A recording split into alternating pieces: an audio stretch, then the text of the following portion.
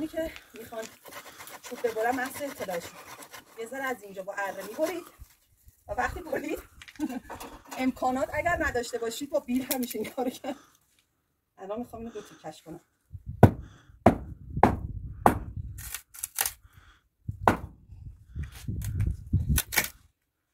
برو حالش ببر. آها این میگن گیرد با این خاطون البته باید بگیرید که یهو در نره. میزنید اینجا. یه روش دیگه هم بهتون نشون بدم. گودرت زور ورمان